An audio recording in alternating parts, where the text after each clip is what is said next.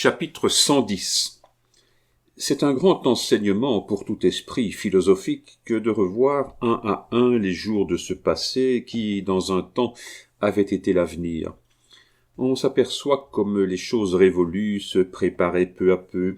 On reconnaît les jalons que place, pour qu'il n'y ait rien d'abrupt et d'inattendu dans les événements à accomplir, cette grande puissance que l'on prend dans le présent pour le hasard et qui, lorsqu'on l'interroge dans le passé, devient la providence.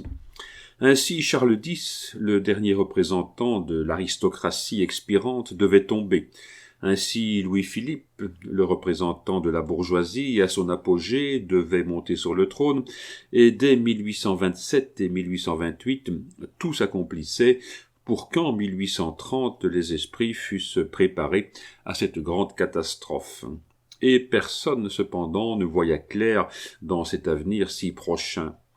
Toutes les espérances du pays semblaient se concentrer sur l'enfant du miracle, comme on appelait le duc de Bordeaux. Et le 1er janvier, M. de Barbé-Barbois, premier président de la Cour des comptes, lui adressait ce charmant petit discours, tout en harmonie avec l'âge et l'intelligence du jeune prince. « Monseigneur, vous recevez aujourd'hui les présents d'usage. Le nôtre sera une petite histoire. Un jour, le prince dont vous portez le nom, jeune alors comme vous, revint, après une absence, à la cour de Navarre. Il était encore à cheval lorsqu'il se vit entouré des enfants du pays, et joyeux de le revoir, ils répétaient tous « Caillez notre Henri », ce qui voulait dire « Voilà notre Henri », comme si le jeune prince leur eût appartenu. La reine Jeanne, sa mère, une excellente princesse, qui avait tout vu et tout entendu d'un balcon du palais, bien contente de la réception qu'on faisait au jeune prince, lui dit « Ces enfants-là, mon fils, viennent de te donner une leçon, et c'est la plus douce que tu puisses jamais recevoir.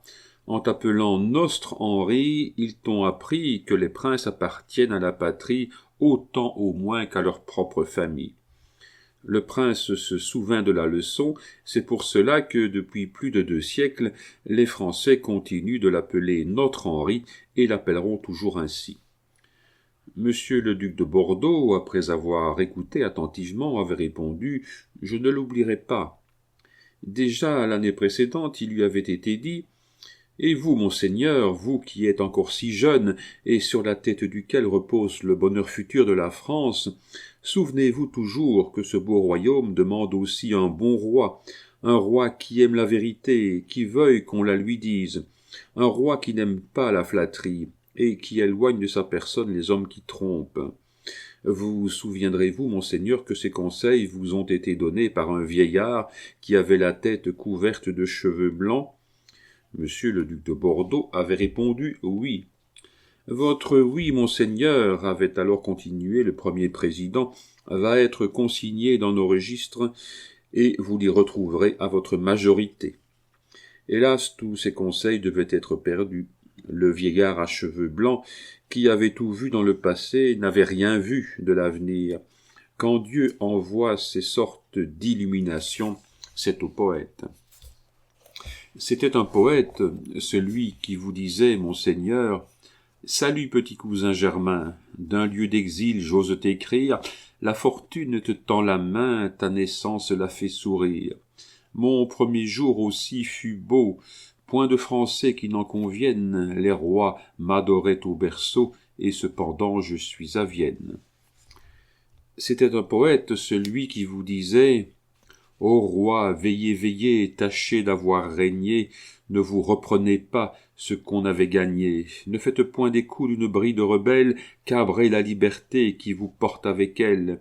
Soyez de votre temps, écoutez ce qu'on dit, et tâchez d'être grand, car le peuple grandit. Écoutez, écoutez, à l'horizon immense, ce bruit qui parfois tombe et soudain recommence, ce murmure confus, ce doux frémissement qui roule et qui s'accroît de moment en moment. C'est le peuple qui vient, c'est la haute marée qui monte incessamment par son astre attiré.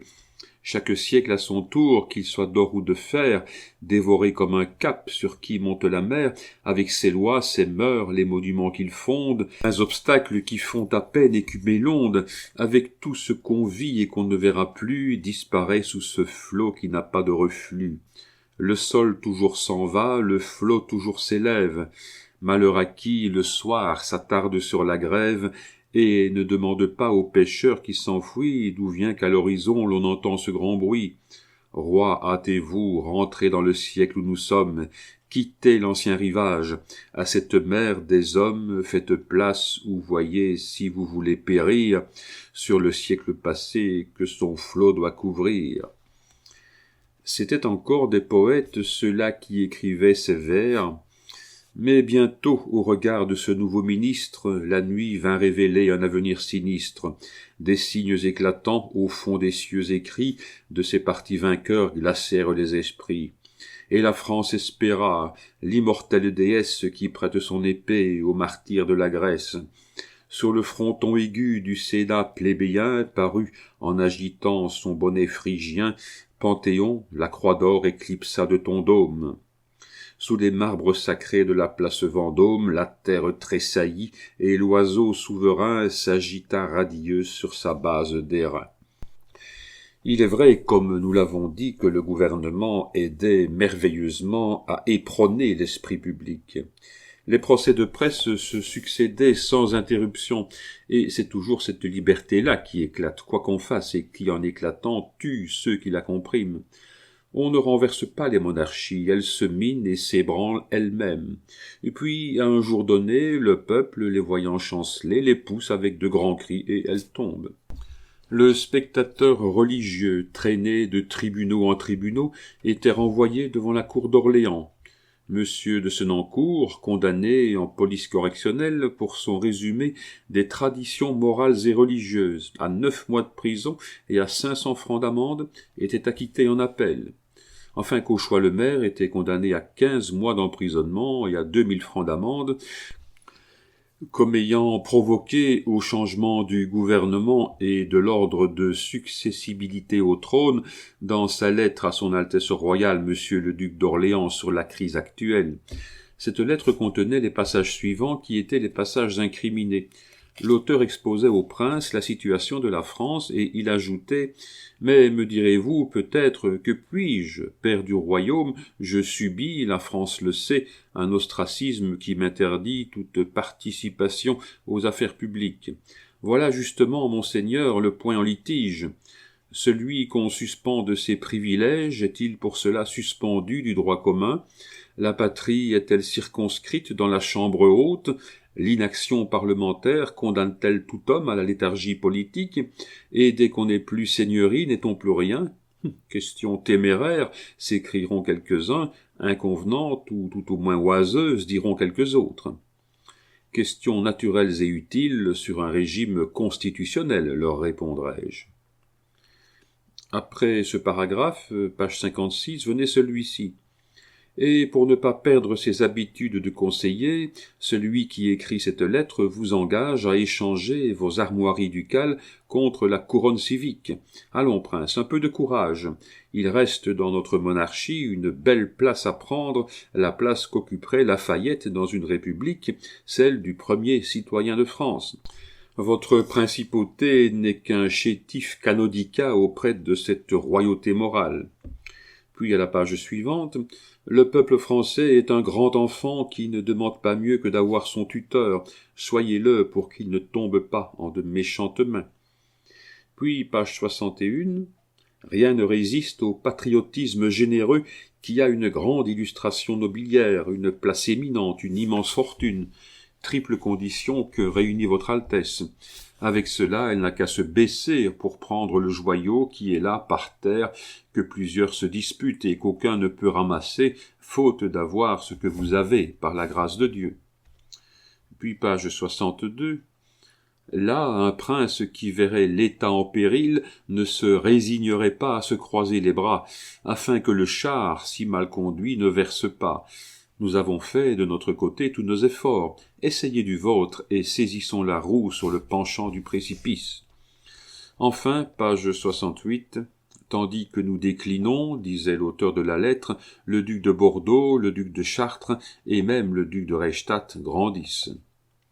Des trois princes que venait de nommer Cauchois le maire, qui grandissaient à cette époque, un seul survit. Le duc de Reichstadt a disparu en 1832 comme une ombre s'évanouit après le corps qui la produisait. Le duc de Chartres a été retranché violemment à la société en 1842 comme un obstacle matériel par sa popularité à ce qui devait s'accomplir en 1848. Enfin, le duc de Bordeaux, que Béranger saluait au nom de son petit cousin germain, le duc de Reichstadt, devait 2 ans avant la mort de celui-ci aller le rejoindre dans l'exil. Triste mais éloquent spectacle pour le peuple que celui de tous ces enfants nés avec des couronnes sur la tête ou sous la main et qui se cramponnent en pleurant au chambranle des portes lorsque le vent des révolutions les arrache les uns après les autres de cette hôtellerie royale qu'on appelle le palais des Tuileries. Peu à peu, j'avais fait la connaissance avec tous les hommes d'opposition qui reprenaient, en sapant la monarchie au commencement du XIXe siècle, l'œuvre incomplète de la fin du XVIIIe. J'avais connu Carrel chez M. de Leuven, où il venait souvent, travaillant au courrier, dont M. de Leuven était un des principaux rédacteurs. J'avais vu Manuel, Benjamin Constant et Béranger chez le colonel Brault. Mais Béranger fut le seul des trois avec lequel j'eus le temps de me lier intimement et qui eut le temps de me juger. Les 2 autres devaient mourir, l'un avant que je fusse connu, l'autre quand je l'étais à peine. Brault m'aimait beaucoup. J'ai déjà raconté comment, grâce à lui, j'avais vu Géricault à son lit de mort. Il avait un fils, charmant enfant alors, qu'on appelait Olivier, et qui est devenu un des plus braves officiers de notre armée nouvelle, comme son père avait été un des plus braves officiers de notre grande armée. C'est à lui que le général Lamoricière a si miraculeusement sauvé la vie quand le yatagan d'un bédouin était déjà levé sur sa gorge. Je ne l'ai pas revu depuis 1829 et je vais raconter une histoire qui lui rappellera un souvenir d'enfance partout où il sera. Le colonel Brault nous procurait, à Adolphe et à moi, tous les plaisirs qu'il était en son pouvoir de nous procurer, entre autres choses celui de la chasse. À cette époque, il possédait, je ne sais à quel titre, le lac d'Enghien. Le lac d'Enghien n'était pas, en 1827 et 1828, un joli petit lac peigné, frisé, racé, comme il est aujourd'hui. Il n'avait pas sur ses bords un jardin public plein de roses, de dahlias et de jasmins. Il n'avait pas sur toute sa circonférence des châteaux gothiques, des villas italiennes et des chalets suisses. Il n'avait pas enfin sur sa surface des centaines de cygnes venant demander l'aumône d'un échaudé aux voyageurs qui, dans des bateaux à 3 francs 50 centimes l'heure, sillonnent maintenant la surface de son eau, filtrée comme l'eau d'un bassin, polie comme la glace d'un miroir.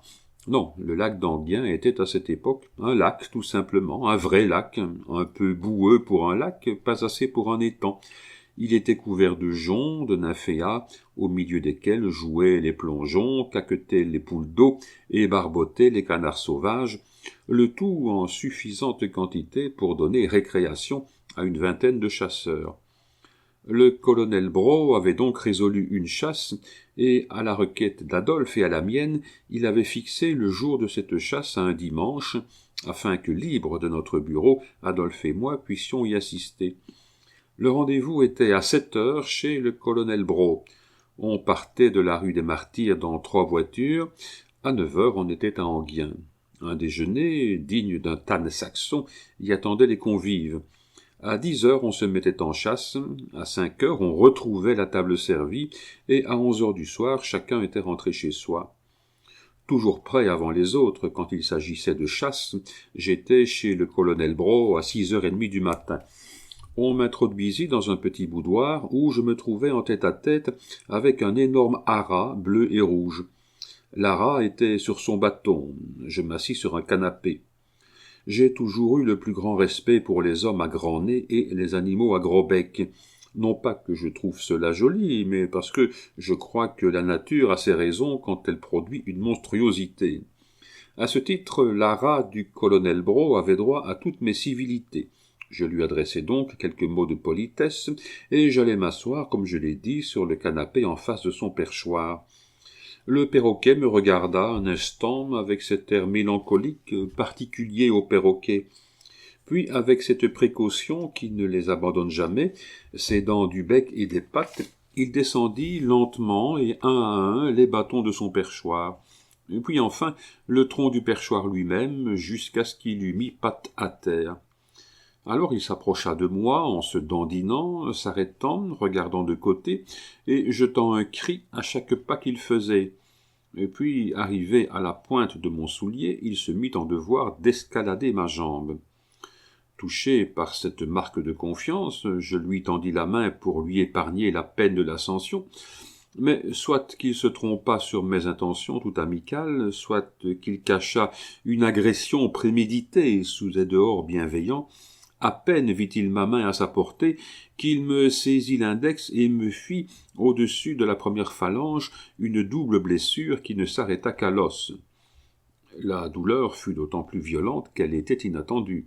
Je jetai un cri, et par un mouvement convulsif, ma jambe se roidissant avec l'élasticité d'un ressort d'acier, j'atteignis du bout de mon soulier de chasse le perroquet au milieu de la poitrine et l'envoyai s'aplatir contre la muraille.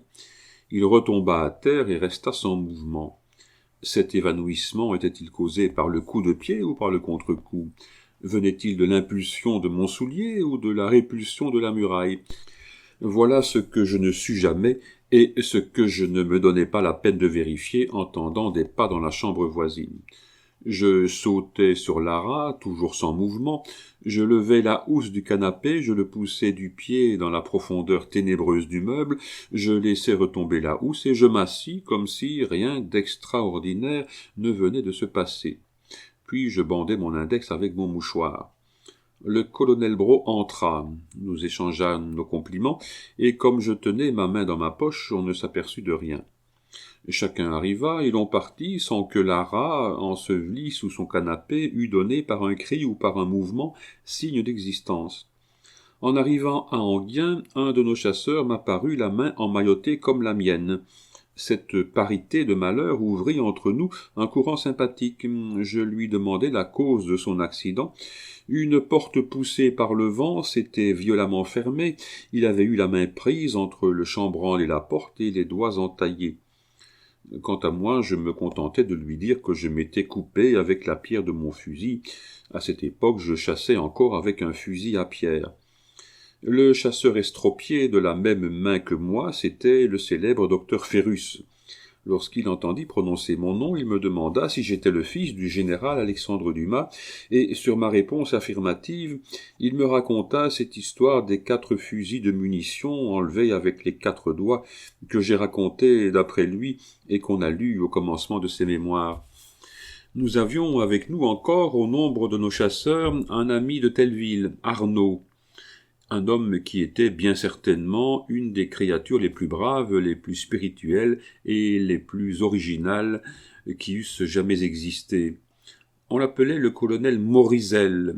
Il portait des lunettes et ne ressemblait à rien moins qu'à un colonel. Il venait, juste à l'époque où nous sommes arrivés, d'avoir un duel manqué qui avait fait plus de bruit qu'un duel réussi. Dans ce temps-là, il existait rue Laffitte un café où se réunissaient les gens à la mode. Il avait nom le Café Français.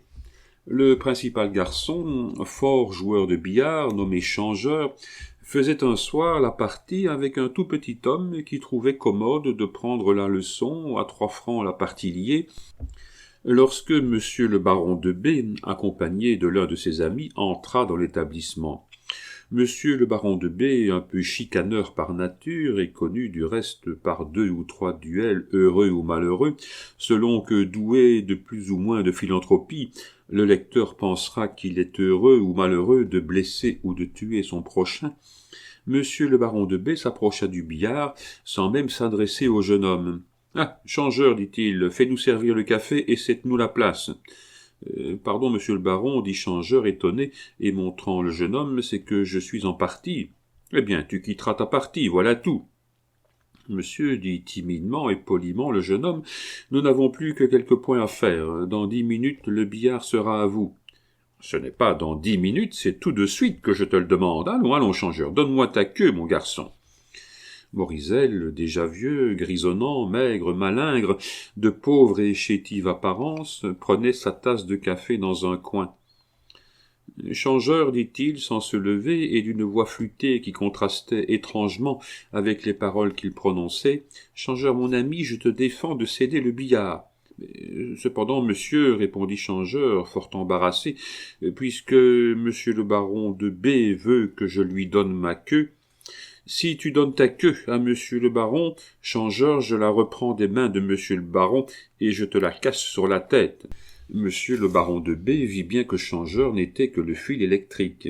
Il avait en effet reçu le coup. Il se retourna vers celui qui le portait.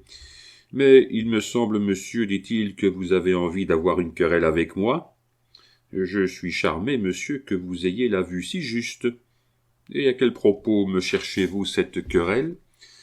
Parce que vous abusez de votre force envers ce jeune homme, et que tout abus d'une force quelconque me semble odieux. Savez-vous qui je suis, monsieur ? Dit le baron de B en s'avançant d'un air menaçant vers Maurizel. Oui, monsieur, répondit celui-ci, relevant tranquillement ses lunettes. Vous êtes monsieur le baron de B. Vous avez tué monsieur un tel en duel et blessé monsieur un tel, je sais cela. Et vous vous opposez toujours à ce que l'on me cède le billard ? Je m'y oppose plus que jamais. Soit, monsieur, mais vous comprenez que je me regarde comme insulté par vous. Je ne m'y oppose pas, monsieur. En conséquence, demain, à 6 heures du matin, nous nous retrouverons, s'il vous plaît, au bois de Vincennes ou au bois de Boulogne. Monsieur, j'ai 25 ans de plus que vous, ce qui fait que j'aime à dormir. D'ailleurs, je suis joueur. En général, je joue toutes les nuits, ce qui fait que je ne me couche pas avant 5 heures et ne me lève guère avant midi. Puis, après m'être levé, je fais ma toilette. C'est une habitude prise depuis fort longtemps pour que j'y renonce. Ma toilette faite, mon domestique me sert à déjeuner. Après mon déjeuner, je viens ici prendre mon café. Comme vous voyez, je suis très méthodique. Tout cela me conduit à 2 heures. Donc, demain, si cela vous convient, à 2h30, mais à 2h30 seulement, je serai à votre disposition. À 2h30, soit, monsieur, voici ma carte. Maurizel l'examine avec attention, fait un salut approbatif, la met dans sa poche, tire 2 cartes à son adresse, en présente une à monsieur le baron de B et enveloppe l'autre dans un billet de 500 francs. Puis, appelant, tandis que le baron de B le regarde faire, « Changeur, dit-il, voici un billet de 500 francs. »« Est-ce que monsieur règle son compte ?» demanda Changeur.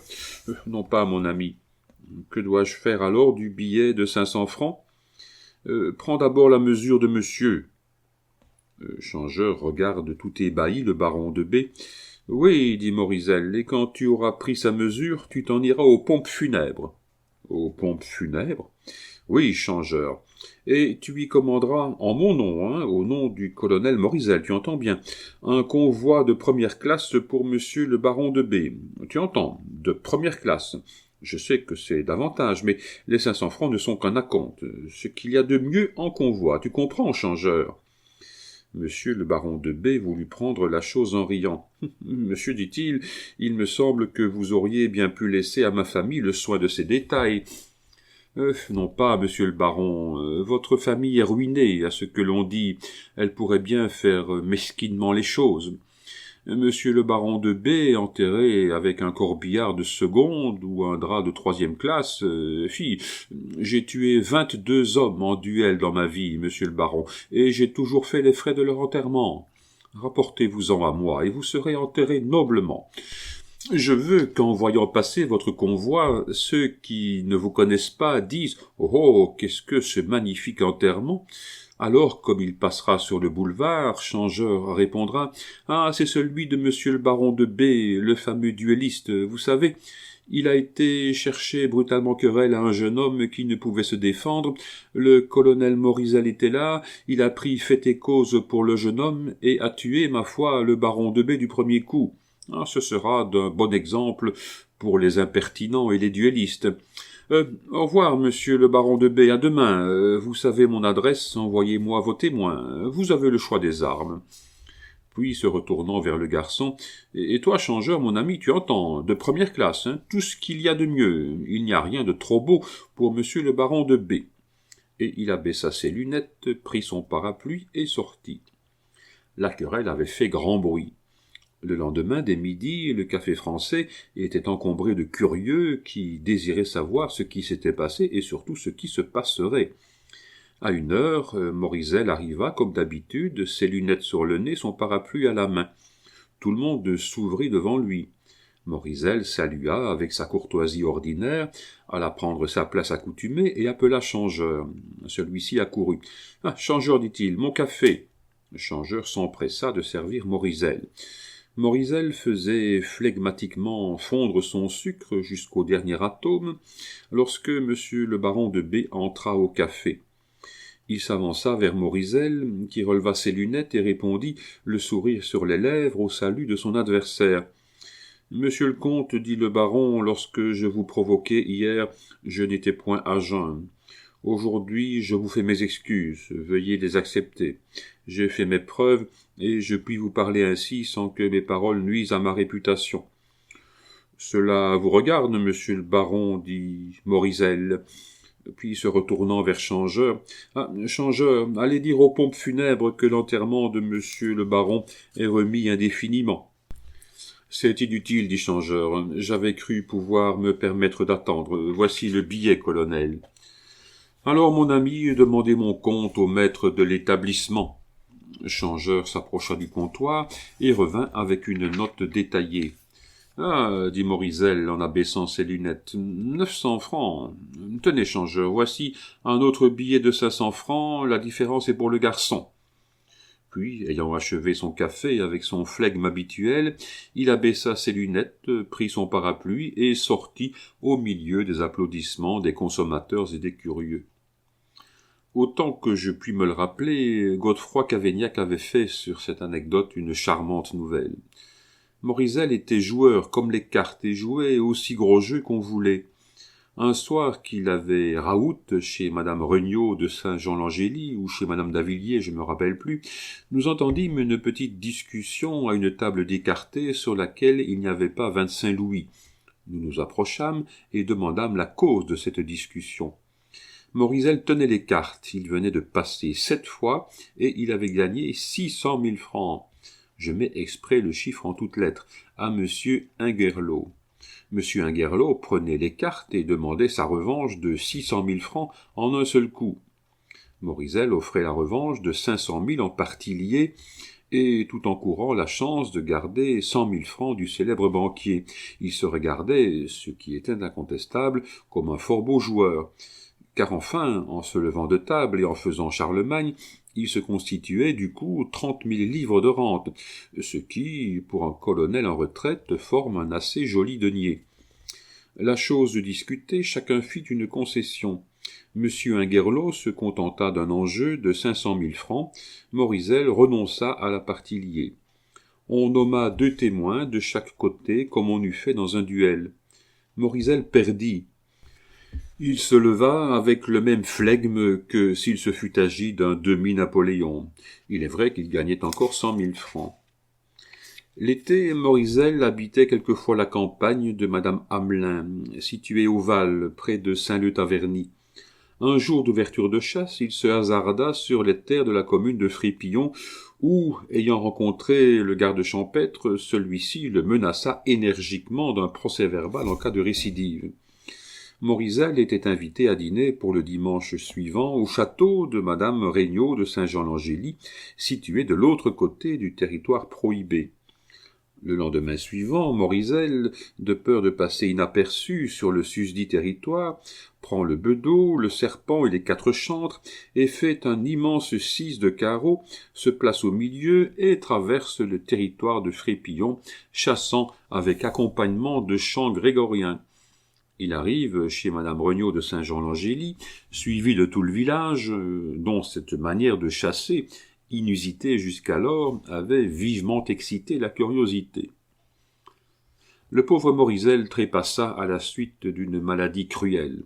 Malgré la sonde, malgré la pierre infernale, malgré Civial, malgré Pasquier, malgré Dupuytren, Il était arrivé à boire très bien, mais à ne pouvoir, une fois absorbé, rendre une seule goutte de la liqueur qu'il avait bue.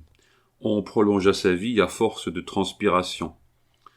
Enfin, un jour, ne comprenant pas très bien ce que les médecins lui disaient de sa maladie, il demanda si l'on ne pouvait pas, avant qu'il mourût lui-même, se procurer à un hôpital quelconque un sujet mort de la maladie dont il allait mourir.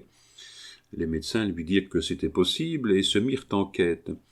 3 ou 4 jours après, ils vinrent lui dire que le sujet était trouvé. Morisel l'acheta au prix ordinaire, 6 francs je crois, fit apporter le cadavre près de son lit, le fit coucher sur une table et pria un des docteurs d'en faire l'autopsie. L'autopsie faite, Morisel eut la satisfaction de se rendre exactement compte de la maladie dont il était atteint, et comptant désormais, s'apprêta à mourir tranquille, opération qu'il accomplit, il faut le dire, avec un merveilleux courage. Pour en revenir à l'haras de la rue des Martyrs, 15 jours après, en revenant chez le colonel Brault pour une chasse pareille à la première, j'eus l'étonnement de le retrouver sur son perchoir. Cependant, au bout de quelques secondes, son immobilité m'étonna. Je m'approchai, il était empaillé. « Tiens, dis-je au colonel, votre pauvre Jacquot est donc mort ?» « Ah oui, c'est vrai, me dit le colonel. On m'avait dit d'une chose singulière et dont j'avais toujours douté, c'est que certains animaux se cachaient pour mourir. De là venait qu'on ne retrouvait pas leurs cadavres. Eh bien, imaginez-vous que le malheureux perroquet, pour mourir, a été se cacher au plus profond du canapé. On l'a cru perdu d'abord, on l'a cherché de tous côtés, et enfin on l'a retrouvé là le lendemain de notre chasse. « Il mordait ?» demandai-je timidement au colonel Brault. « Lui, jamais, répondit le colonel. » Je fis un mouvement pour montrer au colonel mon doigt, encore mal cicatrisé, mais je réfléchis qu'il valait mieux laisser le colonel dans l'ignorance des défauts du caractère de son perroquet, et dans la conviction qu'il était mort, comme on dit, de sa belle mort. Aujourd'hui que les ans ont passé sur cet événement, et qu'il ne reste probablement plus une seule plume du malheureux Jacquot, j'avoue humblement mon crime, et j'en demande pardon. À qui de droit ?